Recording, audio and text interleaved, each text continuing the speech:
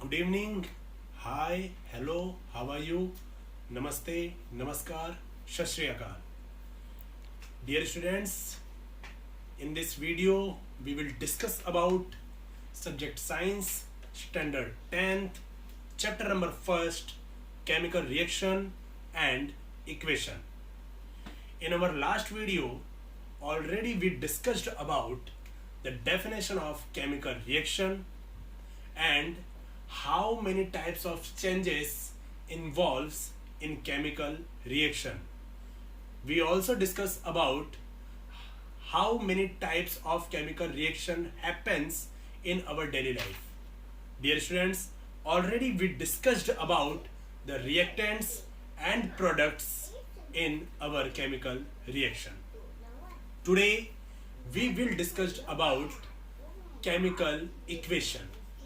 Chemical equation के बारे में डियर स्टूडेंट्स आज हम डिस्कस करेंगे कि केमिकल इक्वेशन क्या होता है। तो किसी भी केमिकल रिएक्शन को रिप्रेजेंट करने के लिए केमिकल इक्वेशन की जरूरत होती है। डियर स्टूडेंट्स, हमने अपने लास्ट वीडियो में एक रिएक्शन के बारे में डिस्कस किया था कि जब हम मैग्नीशियम रिबन को ऑक्सीजन के साथ गर्म करते हैं तो हमें मैग्नीशियम ऑक्साइड मिलता है। तो इस पूरे सेंटेंस को अगर हमें इक्वेशन के जरिए आपको समझाना है तो हम कैसे समझाएंगे। तो ऑलरेडी मैंने आपको इस बारे में लास्ट वीडियो में बताया था कि रिएक्टेंट्स के तौर पर हमने यहाँ पर मैग्नीशियम और ऑक्सीजन को लिया था। तो मैग्नीशियम और ऑक्सीजन आपस में एक दूसरे के साथ में रिएक्शन करके magnesium oxide it's means MgO बना रहे थे। तो इसी को केमिकल इक्वेशन कहा जाता है। तो किसी भी केमिकल रिएक्शन को जिस इक्वेशन के थ्रू रिप्रेजेंट किया जाता है उसी को केमिकल इक्वेशन कहा जाता है। दूसरी बात ये कि किसी भी केमिकल इक्वेशन को अगर आपको रिप्रेजेंट करना है तो सबसे पहले आपको उस केमिकल इक्वेशन के अंदर रिएक्टेंट्स कौन कौन से हैं और फिर प्रोडक्ट क्या मिल रहा है ये जानना बहुत जरूरी है। दूसरी बात, उस केमिकल इक्वेशन के अंदर जो रिएक्टेंट्स हैं उनका सिंबल क्या होगा। जैसे कि मैंने आपको बताया था कि मैग्नीशियम जो रिबन है उसको हमने ऑक्सीजन के साथ में गर्म किया, तो मैग्नीशियम का जो सिंबल होता है वो होता है Mg।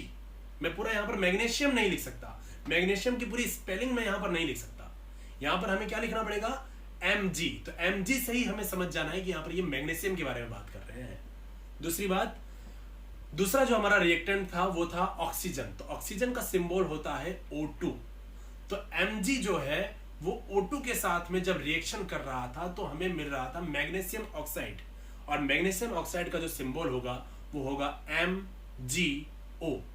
तो किसी भी केमिकल इक्वेशन को रिप्रेजेंट करने के लिए सबसे पहले उसके रिएक्टेंट्स जो है उसका सिंबल आपको पता होना चाहिए और जो प्रोडक्ट आपको मिल रहा है उसका सिंबल पता होना चाहिए। So please let's see here. So dear students, please write down in your notebook this one heading chemical equation. आज हम केमिकल इक्वेशन के बारे में पढ़ेंगे कि केमिकल इक्वेशन क्या होता है। केमिकल इक्वेशन के अंदर आपको लिखना है A chemical reaction can be represented by chemical equation। कोई भी जो केमिकल रिएक्शन होता है उसे केमिकल इक्वेशन के थ्रू रिप्रेजेंट किया जाता है। It involves uses of symbols of substances of reactant and product with mention of physical state. इस केमिकल इक्वेशन को अगर आपको रिप्रेजेंट करना है तो उसके लिए आपको सिंबल्स बनाने पड़ेंगे। जो रिएक्टेंट हैं उसके सिंबल्स आपको पता होने चाहिए और जो प्रोडक्ट है उसके सिंबल्स आपको पता होने चाहिए।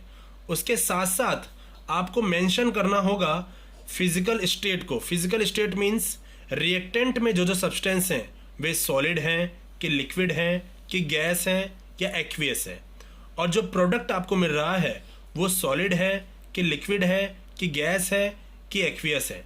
फॉर एग्जाम्पल के तौर पर आप यहाँ पर देख लीजिए, मैंने आपको लास्ट वीडियो में भी ये बताया था कि when magnesium ribbon burn in air, जब मैग्नीशियम रिबन को एयर में बर्न किया जाता है, जलाया जाता है, that gives us magnesium oxide, तो वो हमें क्या देता है, मैग्नीशियम ऑक्साइड देता है। तो इस पूरे सेंटेंस को हमें एक इक्वेशन के तौर पर यहाँ पर रिप्रेजेंट करना है। तो मैग्नीशियम रिबन बोल रहा है, तो मैग्नीशियम का जो सिंबल होगा वो होगा Mg, और दूसरा रिएक्टेंट हमारे पास है ऑक्सीजन, तो ऑक्सीजन का सिंबल होगा O2। तो यहाँ पर हमारे पास रिएक्टेंट कितने हैं, दो, एक तो Mg है और दूसरा O2 है, और हमारे पास प्रोडक्ट क्या बन रहा है, MgO, मतलब मैग्नीशियम ऑक्साइड।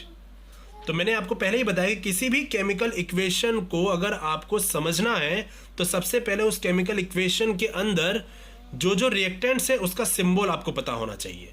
तो आपको पहले उसका सिंबल बना लेना है, उसके बाद जो प्रोडक्ट आपको मिल रहा है उसका सिंबल आपको पता होना चाहिए।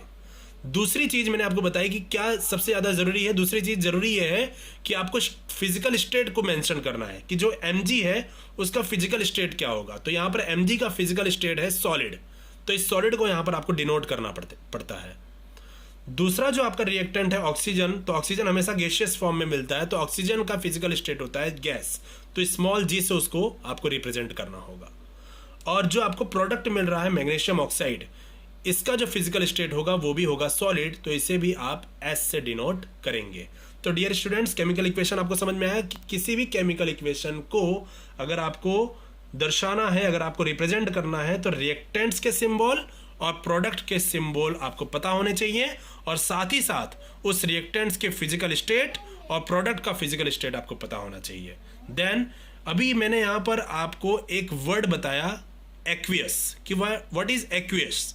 तो एक्वियस क्या होता है, तो एक्वियस के बारे में हम यहाँ पर देखते हैं कि एक्वियस सॉल्यूशन जो होता है, it is a solution in which solvent is water. It means when we add any substance in water then it is make a aqueous solution. जब हम किसी substance को पानी में घोल देते हैं तो वो aqueous solution बन जाता है। मान लीजिए कि जो salt है या तो sugar है, तो salt या तो sugar को अगर आप पानी में, वाटर में अगर आप मिक्सअप कर दें तो वो सॉल्ट का एक्वियस सॉल्यूशन, अदरवाइज शुगर का एक्वियस सॉल्यूशन बन जाता है।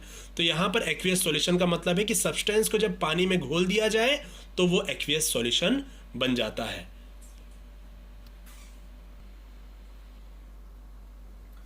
तो इस तरीके से हमने देखा डियर स्टूडेंट्स कि केमिकल इक्वेशन को हम किस तरीके से लिख सकते हैं, how we represent any chemical equation of any chemical reaction. अब हमें यहां पर देखना है कि किसी भी केमिकल इक्वेशन को हम बैलेंस कैसे कर सकते हैं। बैलेंस का मतलब दोनों तरफ हम इक्वल कैसे कर सकते हैं। जैसे कि मैंने आपको बताया कि Mg plus O2 that gives us MgO, it's means magnesium oxide. तो भाई आपने कभी यहां पर दिमाग दौड़ाया कि यहां पर Mg है और यहां पर O2 है, और वहां पर जो प्रोडक्ट मिल रहा है वो केवल मिल रहा है MgO। तो यहां पर Mg केवल एक था, प्रोडक्ट में भी Mg केवल एक है, लेकिन यहां पर तो O2 है रिएक्टेंट में और प्रोडक्ट में हमको केवल एक ही O मिल रहा है। ऐसा तो नहीं हो सकता। तो हमें दोनों तरफ जो है एलिमेंट्स को हमें बैलेंस करना पड़ता है। इट्स मींस हमें इस केमिकल इक्वेशन को बैलेंस करना होगा। तो इसी प्रकार से इस टॉपिक के अंदर हमें पढ़ना है कि how do we balance any chemical equation. So please let's see here. So dear students, please write down in your notebook this one heading, how to balance a chemical equation. किसी भी chemical equation को हम balance कैसे कर सकते हैं। Dear students, already we discussed above magnesium plus oxygen that gives us magnesium oxide.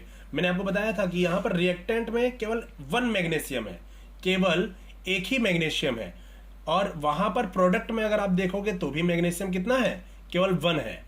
But अगर reactant में ऑक्सीजन की अगर हम बात करें तो भैया यहां पर ऑक्सीजन कितने हैं, 2 है, और अगर प्रोडक्ट में ऑक्सीजन की बात करें तो प्रोडक्ट में ऑक्सीजन केवल 1 है।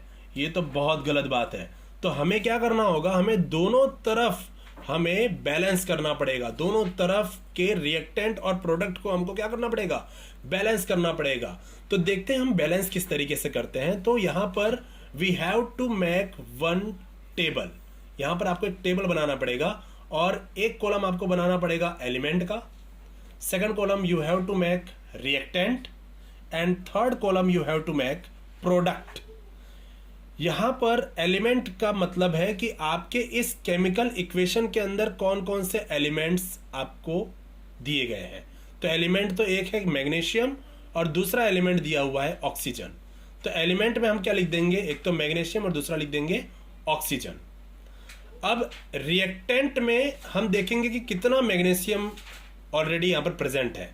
तो रिएक्टेंट भैया इस तरफ ही रिएक्टेंट होता है, तो यहां पर मैग्नीशियम कितना प्रेजेंट है, 1 प्रेजेंट है ना। तो मैंने रिएक्टेंट में मैग्नीशियम का 1 लिख दिया। अब उसी तरीके से आप प्रोडक्ट में देख लो कितना मैग्नीशियम प्रेजेंट है, तो यहां पर प्रोडक्ट होता है, तो मैग्नीशियम कितना प्रेजेंट है, यहां पर 1 ही प्रेजेंट है। तो मैंने यहां पर भी प्रोडक्ट में मैग्नीशियम कितना लिख दिया, 1 लिख दिया। अब थोड़ा ऑक्सीजन की बात करते हैं कि ऑक्सीजन जो है वो रिएक्टेंट में कितना है। तो रिएक्टेंट भैया किस तरफ होता है, इस तरफ होता है। हाँ, तो कितने ऑक्सीजन है यहाँ पर, 2 ऑक्सीजन है, देखिए 2 ऑक्सीजन है। हाँ, तो मैंने रिएक्टेंट के कॉलम में ऑक्सीजन के सामने लिख दिया 2। अब यहां पर देखिए प्रोडक्ट में ऑक्सीजन कितना है, तो ये रहा प्रोडक्ट वाला हिस्सा। यहां पर ऑक्सीजन कितना है, 1 है, तो मैंने यहां पर ऑक्सीजन लिख दिया 1। तो अब हमें यहां पर बैलेंस करना है। तो हम बैलेंस कैसे करेंगे, यहां पर मैग्नीशियम 1 है रिएक्टेंट में, प्रोडक्ट में भी मैग्नीशियम 1 ही है।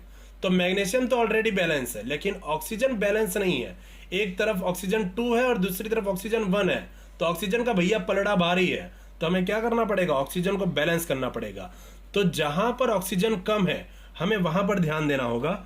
अगर यहां पर ऑक्सीजन 2 है और यहां पर 1 है, तो हमें इस 1 को भी 2 बनाना पड़ेगा। तो 1 को 2 बनाने के लिए हमें मल्टीप्लाई करना पड़ेगा। तो 1 को 2 बनाने के लिए किससे मल्टीप्लाई करना पड़ेगा, 1 को 2 से ही मल्टीप्लाई करना पड़ेगा। तो 1 2 जा होता है 2, 1 2 जा कितना होगा, 2। अब देखिए यहां पर भी 2 हो गया, यहां पर भी 2 हो गया। तो इसका मतलब है प्रोडक्ट में जो ऑक्सीजन है उसको आपको 1 की जगह पे क्या बनाना पड़ेगा, 2 बनाना पड़ेगा।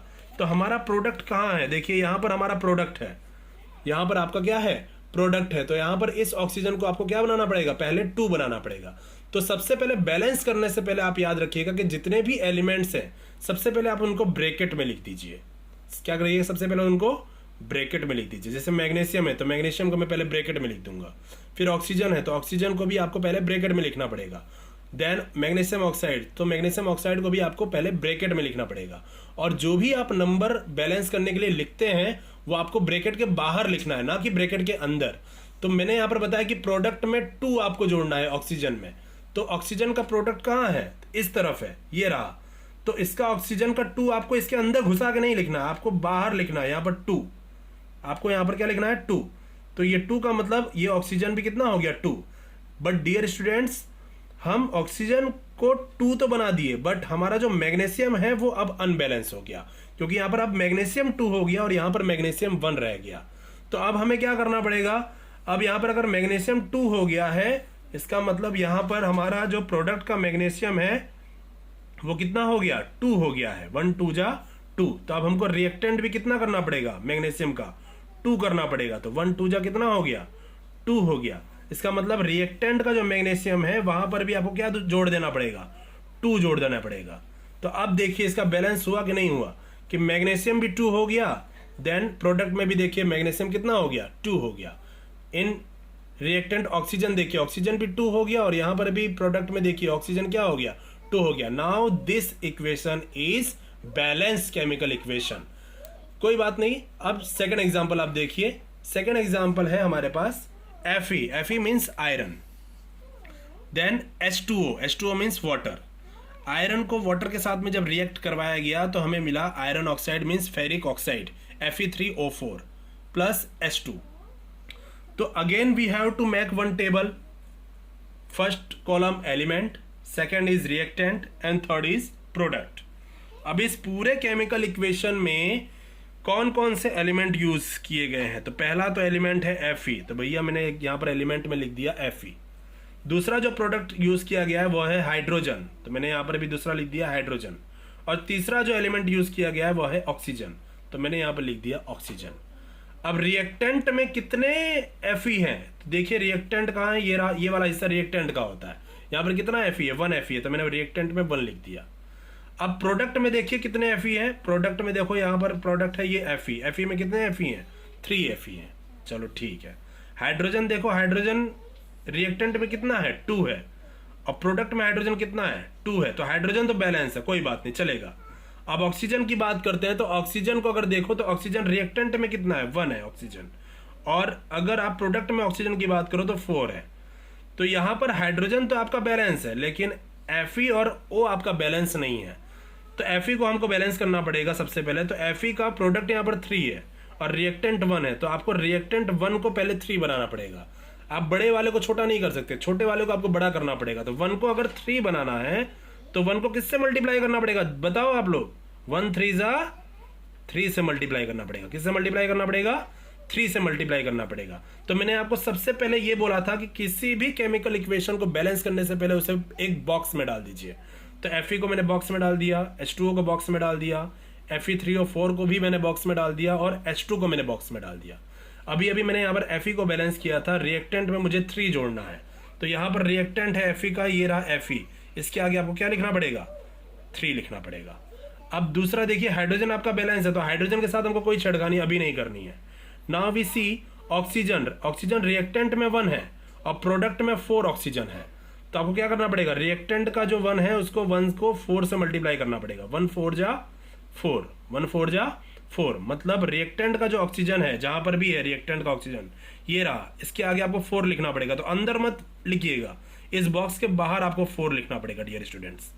बाहर अगर आपने 4 लिख दिया तो आपका ऑक्सीजन तो बैलेंस हो गया, लेकिन अब हाइड्रोजन अनबैलेंस हो गया। क्यों, क्योंकि यहाँ पर हाइड्रोजन देखिए अब कितना हो गया, 4 2 जा 8 हाइड्रोजन यहाँ पर हो गया, और यहाँ पर हाइड्रोजन केवल कितना है, 2 ही है। तो अब क्या करना पड़ेगा, देखिए आपका हाइड्रोजन यहाँ पर कितना हो गया, रिएक्टेंट में 4 2 जा 8, मतलब रिएक्टेंट में आपका हाइड्रोजन में ऑलरेडी 4 जुड़ गया है, तो ये तो अब 8 हो गया, लेकिन यहाँ पर केवल 2 ही है। तो अब आप इसको, ये 2 को भी 8 बनाना है, तो 8 बनाने के लिए क्या करना पड़ेगा, 2 को 4 से मल्टीप्लाई करना पड़ेगा, तो 2 4 जा बन जाएगा 8, मतलब प्रोडक्ट में भी आपको क्या करना पड़ेगा, हाइड्रोजन में 4 मल्टीप्लाई करना पड़ेगा। तो ये रहा हाइड्रोजन प्रोडक्ट का, तो यहाँ पर भी बाहर क्या करना पड़ेगा, 4 से मल्टीप्लाई करना पड़ेगा। तो ये इक्वेशन भी अब बैलेंस हो गई है। सो this type of chemical equation your come in your examination, so it is very important for you students. Now I am giving to you some examples of chemical equation and you will be balance at your home this one chemical equation. This is your homework dear students, please write down in your notebook. ये आपका homework है, तो इसको write down कर लीजिएगा। पहला है hydrogen plus chlorine, तो आपको क्या करना है, हाइड्रोजन का सिंबल लिखना है, क्लोरीन का सिंबल लिखना है, और फिर हाइड्रोजन क्लोराइड का सिंबल लिखना है, और देन उसको आपको क्या करना है, बैलेंस करना है। फिर यहाँ पर है सोडियम, तो सोडियम का सिंबल लिखना है, वाटर का सिंबल लिखना है, यहाँ पर है सोडियम हाइड्रोक्साइड, उसका सिंबल लिखना है, प्लस हाइड्रोजन का सिंबल लिखकर उसको बैलेंस करना है। Dear students, third example is HNO3 plus CaOH whole twice, calcium hydroxide बोलते हैं इसको, calcium hydroxide, that give us to calcium nitrate plus H2O। तो इससे भी आपको क्या करना है, बैलेंस करना है। Fourth example is NaCl means sodium chloride, sodium का सिंबल होता है Na, ओके, तो NaCl means sodium chloride plus AgNO3 it's means silver nitrate, that give us to silver chloride plus sodium nitrate. You have to balance this one also chemical reaction, and the last chemical reaction is barium chloride, barium means Ba chloride plus H2SO4 and that give us to barium sulfate, it means BaSO4 plus HCl। and इस प्रकार से आपको ये पांचों के पांचों chemical reaction को balance करना है, जैसा कि मैंने पीछे आपको टेबल के जरिए सिखाया।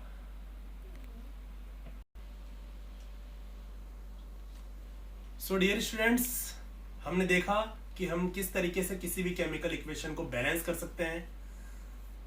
इन our mind one question is rise, हमारे माइंड के अंदर एक क्वेश्चन राइज हो रहा है कि आखिर हमें इस केमिकल इक्वेशंस को बैलेंस करने की जरूरत क्यों पड़ती है, क्यों हम इन केमिकल इक्वेशंस को बैलेंस करते हैं। नॉर्मली हम इस केमिकल इक्वेशन को ऐसे ही क्यों नहीं लिख सकते, उसे क्यों हमको बैलेंस करना पड़ता है।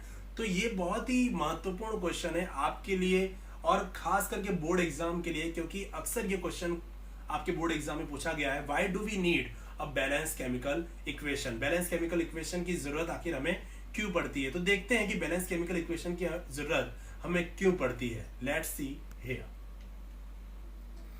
सो dear students, write down in your notebook this one question. This is very important question for your examination, board examination, and 50 to 60% this question will be come in your examination, I think, because in this chapter, in important questions, this question is also come. So please write down in your notebook, why do we need to balance a chemical equation। किसी भी chemical equation को हमें balance करने की जरूरत क्यों पड़ती है। तो we have to write 3 points in this question.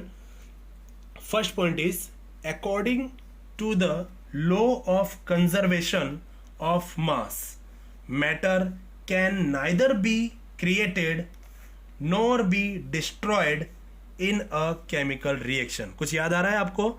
In 9th standard already we discuss about this one, law of conservation of mass. हमने 9th स्टैंडर्ड के अंदर law of conservation of mass already discuss कर लिया है कि कोई भी matter हो, ना तो उसको क्रिएट किया जा सकता है और ना ही उसको डिस्ट्रॉय किया जा सकता है। मतलब किसी भी मैटर को ना तो हम बना सकते हैं और ना ही उसका संपूर्ण रूप से हम नाश कर सकते हैं।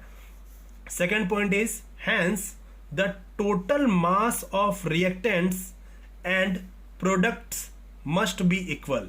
इसीलिए चाहे रिएक्टेंट्स हो या फिर प्रोडक्ट्स हो, दोनों तरफ जो एलिमेंट्स हैं वो दोनों तरफ इक्वल होने चाहिए, उनका मास इक्वल होना चाहिए, क्योंकि according to the conservation of mass हम दोनों तरफ के एलिमेंट्स को बैलेंस हमको करना ही पड़ेगा, क्योंकि किसी भी मैटर या किसी भी एलिमेंट को ना तो हम खत्म कर सकते हैं और ना तो हम उसको जनरेट कर सकते हैं। Third point is, in balanced chemical equation the number of atoms of each elements remains the same on both sides।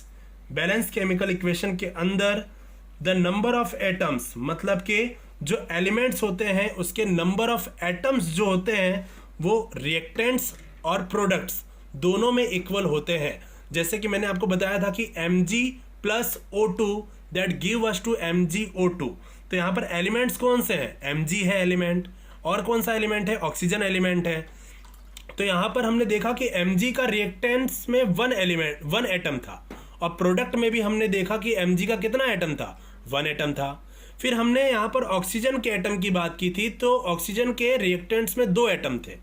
और फिर अगर हम प्रोडक्ट के अंदर देखें तो ऑक्सीजन का जो एटम था प्रोडक्ट में केवल 1 एटम था। तो हमने क्या किया था? हमने उसको बैलेंस किया था ना भैया। ऑक्सीजन का यहाँ पर 2 एटम और वहां पर केवल ऑक्सीजन का 1 एटम, ऐसा कैसे हो सकता है? क्योंकि अभी अभी हमने कहा कि लॉ ऑफ कंजर्वेशन ऑफ मास, कि किसी भी मैटर को ना खत्म कर सकते हैं और ना उसको जनरेट कर सकते हैं। जब ऑक्सीजन यहाँ पर 2 था तो भैया वहां पर एक ही ऑक्सीजन कैसे रहा? वहां पर भी हमें ऑक्सीजन को 2 करना ही पड़ेगा। ऑक्सीजन एक और गायब कहां हो गया? वहां पर भी हमको 2 ऑक्सीजन चाहिए। So that's why we have to balance any chemical equation. So dear students, we will discuss our next topic in our next video. Please stay your home, be safe, be healthy. Thank you so much.